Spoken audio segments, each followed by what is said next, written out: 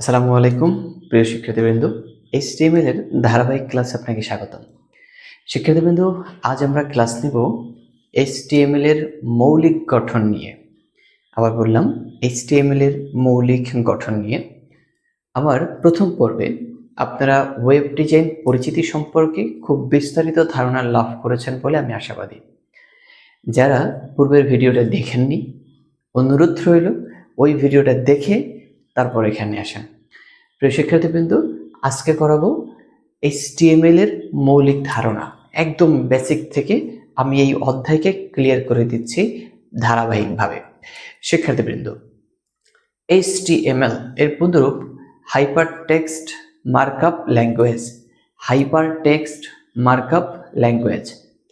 এই HTML এর প্রবক্তা হচ্ছেন স্যার টিম বার্নার্স-লি। ইনি 1990 সালে ওয়েব ডিজাইন মানে এই HTML সম্পর্কে ধারণা দিয়েছিল। এই HTML সম্পর্কে ধারণা প্রদান করেছিলেন স্যার টিম বার্নার্স-লি 1990 সালের দিকে, যেটা প্রকাশ পায় 1997 সালের ডিসেম্বর মাসে, 1997 সালের জানুয়ারি মাসে HTML 3.2। আবার বললাম 1997 সালের জানুয়ারি মাসে প্রকাশ পায় HTML 3.2। এরপরে সেটার সংস্করণ চলতে থাকে। সংস্করণ আসে HTML 4.2 প্রকাশ পায় সে 1997 সালের ডিসেম্বর মাসে, মানে একই বছরে দুইবার আপডেট হয়। ওকে শিক্ষার্থীবৃন্দ, এই 1997 সালের ডিসেম্বরের পরবর্তী আপডেটটা আসে 2010 সালে, হয়তো মাস উল্লেখ নাই, 2010 সালে। সে 2010 সালের HTML ভার্সন কত প্রকাশ পায়? 2010 সালে HTML ভার্সন 5 প্রকাশ পায়, যেটা আসলে আমরা এখনো ব্যবহার করছি। পরবর্তী ভার্সন আসলে এখনো প্রকাশ পায় নাই, আমরা বর্তমানে প্রচলিত HTML 5 ব্যবহার করছি। ওকে শিক্ষার্থীবৃন্দ, আশাবাদী এতটুকু বুঝতে পারছেন। আসলে এই HTML দিয়ে আমরা কি করি? দেখেন, আমরা HTML দিয়ে একটা ওয়েব পেজ ডিজাইন করি। সেই ওয়েব পেজের ভিতরে audio, video, graphics, animation, text ইত্যাদি সংযুক্ত করতে পারি HTML ভাষা ব্যবহার করে। আশাবাদী বুঝতে পারছেন? আচ্ছা প্রিয় শিক্ষার্থীবৃন্দ, এই HTML এর আসলে HTML যে ট্যাগ করব, এই ট্যাগ কত প্রকার? সাধারণত গঠন ভেদে ট্যাগ দুই প্রকার। আবার বললাম, সাধারণত গঠন ভেদে ট্যাগ দুই প্রকার, যেটাকে আমরা বলে থাকি ওপেনিং ট্যাগ এবং ক্লোজিং ট্যাগ। একটু লক্ষ্য করেন শিক্ষার্থীবৃন্দ, আমরা লেস দেন গ্রেটার দেন বুঝে থাকি। এভাবে লেখা হয়, দেখেন আপনারা এইভাবে একটা কি বলে লেস দেন গ্রেটার দেন চিহ্ন থাকেন। এই লেস দেন গ্রেটার দেন আপনারা দেখেন, এই লেস দেন গ্রেটার দেন এইটা মিলে একটা ট্যাগ, এটাকে আমরা বলি ওপেনিং ট্যাগ। ট্যাগ দুই প্রকার বললাম, ওপেনিং এবং ক্লোজিং।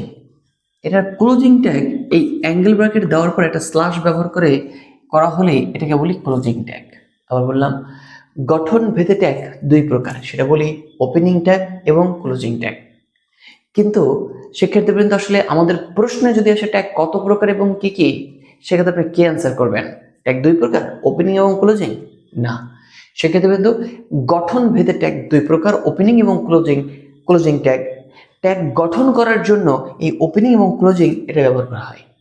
কিন্তু ট্যাগ কত প্রকার? ট্যাগ দুই প্রকার। কি কি? ধারক ট্যাগ এবং ফাঁকা ট্যাগ। আবার বললাম, ট্যাগ কত প্রকার? ট্যাগ দুই প্রকার। একটা হচ্ছে ধারক ট্যাগ এবং আরেকটা হচ্ছে ফাঁকা ট্যাগ। তাহলে ধারক ট্যাগ কাকে বলে? যে সকল ট্যাগের ওই ওপেনিং এবং ক্লোজিং দুটোই ট্যাগ আছে তাকে ধারক ট্যাগ বলে। কিন্তু যে সকল ট্যাগের শুরু আছে কিন্তু শেষ নাই, তাকে ফাঁকা ট্যাগ বলে। আবার বললাম, যে সকল ট্যাগের শুরু আছে কিন্তু শেষ নাই, তাকে ফাঁকা ট্যাগ বলে। ট্যাগ দুই প্রকার, যেমন হচ্ছে বললাম এই ধারক ট্যাগ, আর একটা হচ্ছে ফাঁকা ট্যাগ। শিক্ষার্থীবৃন্দ, ধারক ট্যাগ কাকে বলে? বললাম, যে সকল ট্যাগের ওপেনিং এবং ক্লোজিং দুইটাই আছে তাকে বলে ধারক ট্যাগ।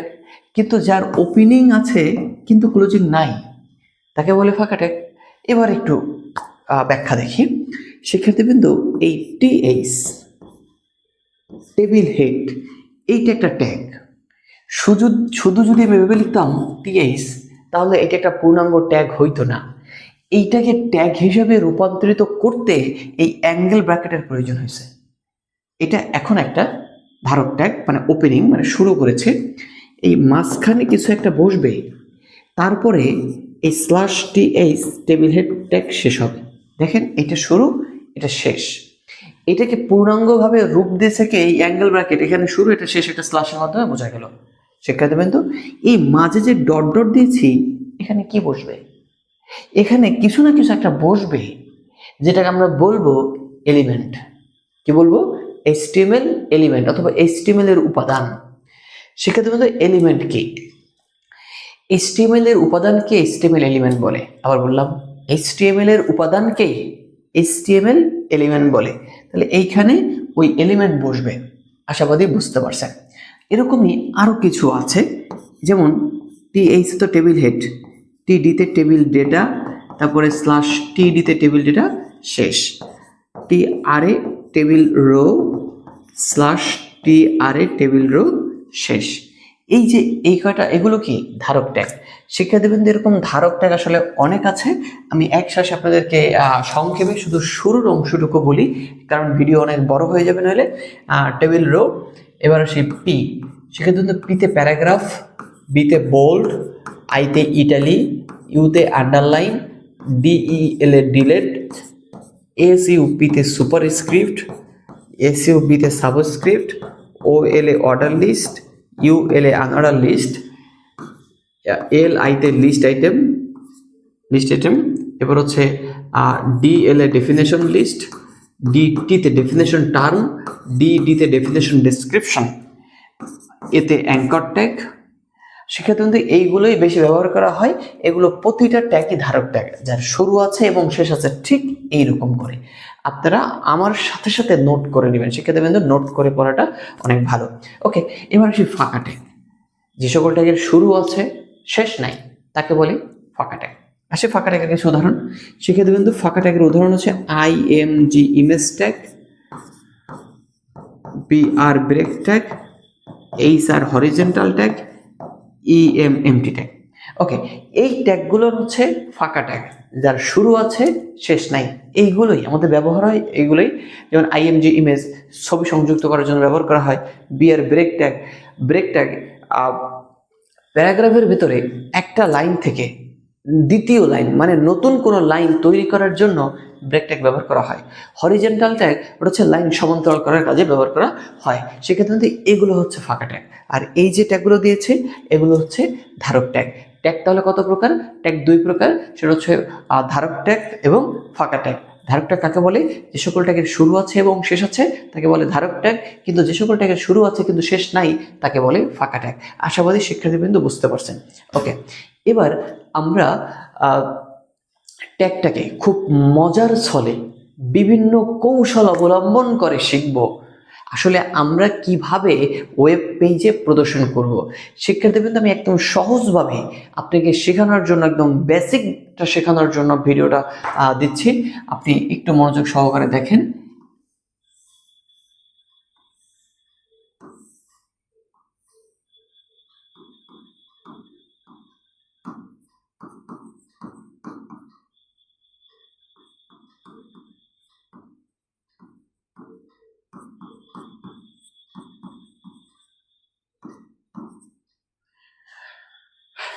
শিক্ষার্থীবৃন্দ, একটা চিত্র উঠে নিয়েছে। আপনাদের বইতে বা প্রশ্নে লেখা থাকবে চিত্র 1 ওয়েব ব্রাউজারে প্রদর্শনের জন্য HTML কোড লিখো। আবার বললাম, চিত্র 1 ওয়েব ব্রাউজারে প্রদর্শনের জন্য HTML কোড লেখো। শিক্ষার্থীবৃন্দ, মনে রাখবেন, আমরা যে এই HTML আসলে HTML যে পাবলিশ করি, এই HTML দিয়ে যে আসলে ওয়েব পেজ তৈরি করি, এই ওয়েব পেজটা তৈরি করতে অবশ্যই আমাদের ব্রাউজারের সহায়তা নিতে হয়। মানে ব্রাউজারে গিয়েই আমাদের এই এডিটের কাজটা করতে হয়। ওকে, এখানে লেখা থাকে ওয়েব ব্রাউজারে প্রদর্শনের জন্য HTML কোড লেখো। ওকে, সেক্ষেত্রে কিন্তু এটা শুরু করছে। ওয়েব পেজে শুরু করার আগে যখন আমরা একটা HTML মানে ওয়েব পেজে করা ধরবো, যখন মানে কম্পিউটারে করব, তখন আমরা এই একটা ট্যাগ দিব ডক টাইপ HTML।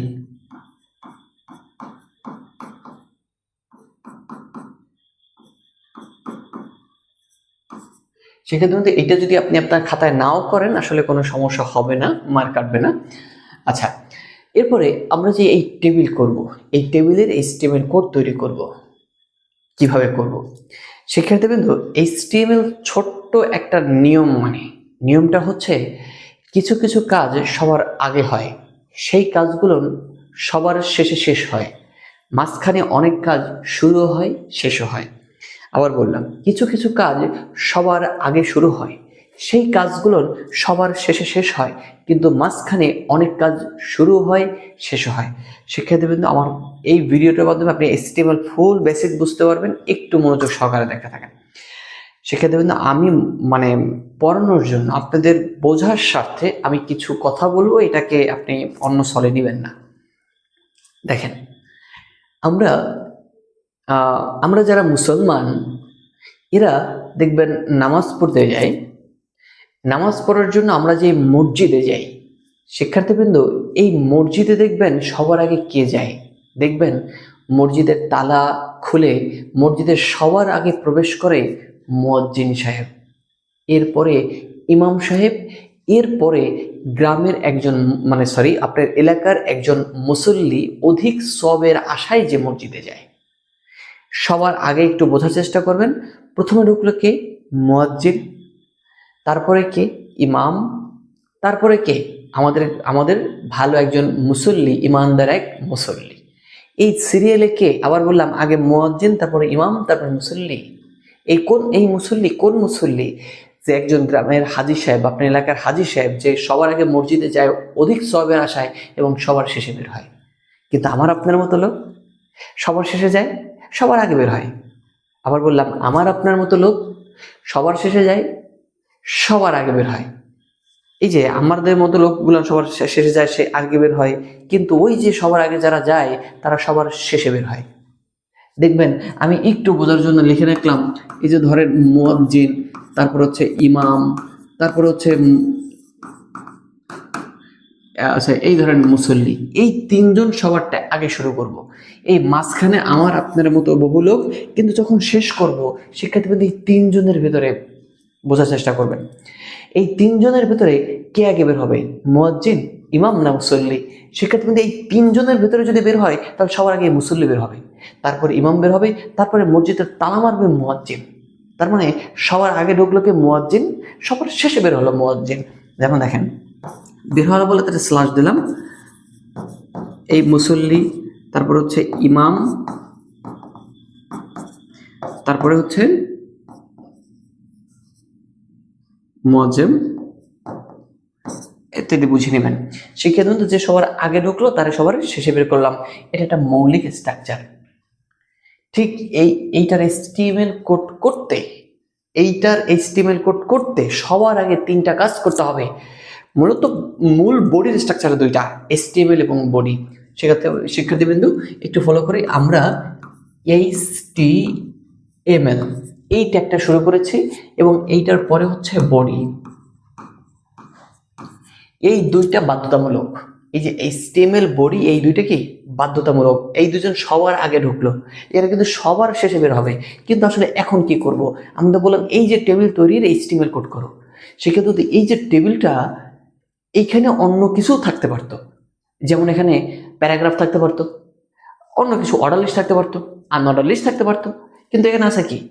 টেবিল। তাহলে টেবিলটা একটা ট্যাগ, এই টেবিল, এখানে টেবিল শুরু করব। টেবিল ট্যাগের অ্যাট্রিবিউট নেম হচ্ছে বর্ডার।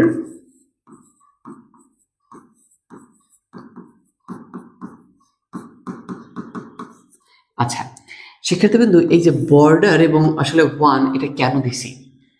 এখানে ট্যাগ হচ্ছে টেবিল, বর্ডার শব্দটা হচ্ছে অ্যাট্রিবিউট নেম, অন শব্দটা হচ্ছে অ্যাট্রিবিউট ভ্যালু। অ্যাট্রিবিউট নেম এবং অ্যাট্রিবিউট ভ্যালু ট্যাগের শুরুতে হয়, শেষে হয় না। আবার মনে রাখেন, অ্যাট্রিবিউট নেম এবং অ্যাট্রিবিউট ভ্যালু ট্যাগের শুরুতে হয়, শেষে হয় না। অ্যাট্রিবিউটটা আসলে কি? ট্যাগের অতিরিক্ত অংশকে অ্যাট্রিবিউট বলে। আবার বললাম, ট্যাগের অতিরিক্ত অংশকে অ্যাট্রিবিউট বলে। ওকে, ট্যাগ টেবিল এটা একটা অতিরিক্ত অংশ যেটাকে ট্যাগের শুরুতে হয়, শেষে হয় না। এই যে তিনটা জিনিস, HTML বডি টেবিল, এই তিনটা জিনিস সবার আগে শুরু হয়েছে, সবার শেষে শেষ হবে। সেক্ষেত্রে কিন্তু আমরা যে এই টেবিলের কাজ করব, আসলে আমরা একটা HTML টেবিলে কিসের কাজ করি, রোয়ের নাকি কলামের? সেক্ষেত্রে কিন্তু আমরা একটা টেবিলের রোয়ের কাজ করি। এখানে দেখেন দুইটা কলাম, এখানে তিনটা রো। কয়টা রো? তিনটা রো। আসলে কি আমরা কলামের কাজ করব না রো এর কাজ করব? সেক্ষেত্রে কিন্তু আমরা রো এর কাজ করব। টেবিল কলাম মানে টিসি, এই টিসি নামে কোনো ট্যাগ আমরা পড়িনি, টেবিল রো এর ট্যাগ পড়েছি। সেক্ষেত্রে টেবিল কলামের কাজ আমরা করি না, টেবিলের ভেতরে HTML এর রো এর কাজ থেকে শুরু হয়। ওকে, আমি প্রথম রো এর কাজ আগে করব। এই দিলাম টিআর, টেবিল রো। আমরা এই যে রোতে করব, এই রোতে দুইটা তথ্য আছে। এই দুইটা তথ্য কি? হেড না ডাটা? মানে টেবিল হেড না টেবিল ডাটা? যেহেতু টেবিলের ভেতরে আছে, দুইটা জিনিসই হতে পারে, হয়তো টেবিল হেড হতে পারে, হয়তো টেবিল ডাটা হতে পারে।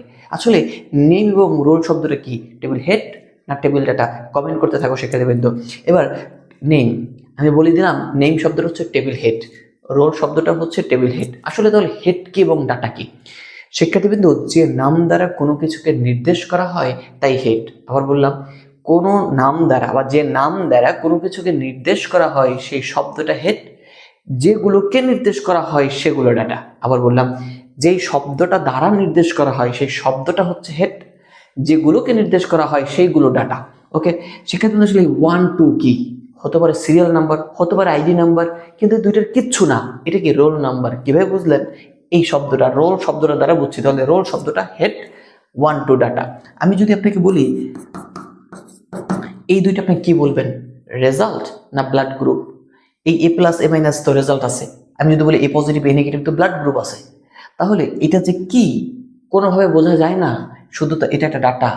যদি আমি এখানে লিখে দেই ব্লাড গ্রুপ, তাহলে এই বিজি, এই যে ব্লাড গ্রুপ শব্দটা হেড, এই দুইটা ডাটা।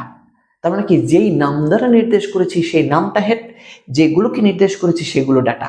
ওকে, আশাবাদী সবাই বুঝতে পারছেন। ওকে, সেক্ষেত্রে কিন্তু আমরা যে প্রথম রো এর কাজ করব, সেই রোতে আছে নেম এবং রোল। তাহলে নেম শব্দটা কি? হেড।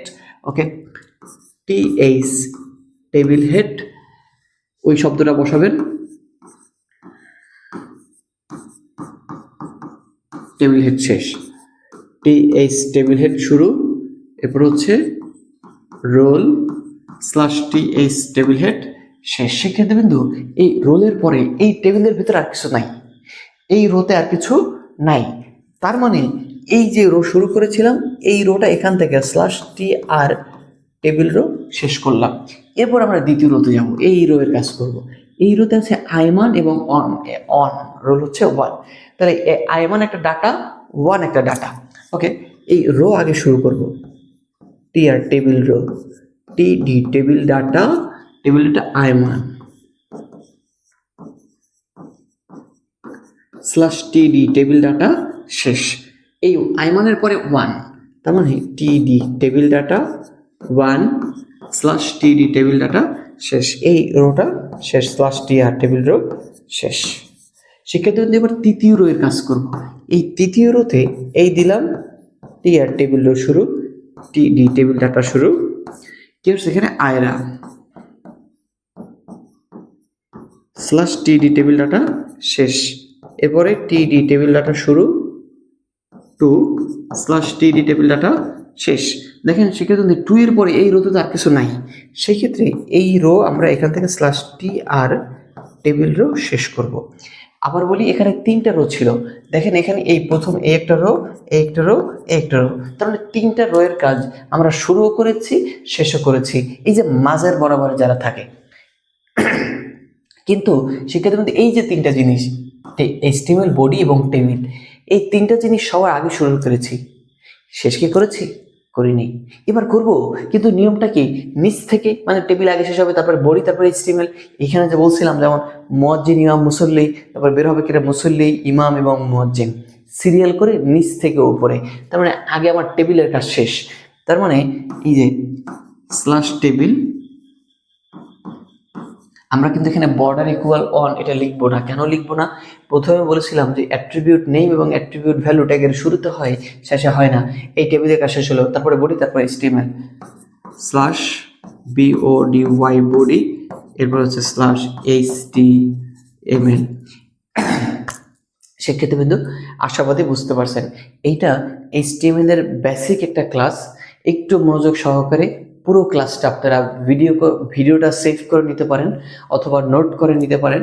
শিক্ষার্থীবৃন্দ আবারও বললাম, 90% ক্লিয়ার যদি হতে পারেন, মানে 90% ক্লিয়ার হয় এই ভিডিওটার মাধ্যমে, পরবর্তী যেই তথ্যগুলো রয়েছে, যেমন আছে কলেজ প্ল্যানের কাজ, আছে রোয়েস প্ল্যানের কাজ, ছবি কাজ, তারপরে লিঙ্কের কাজ, এরকম আরও যেগুলো না আছে শিক্ষার্থীবৃন্দ এই সকল টেবিলের ভেতরেই থাকবে।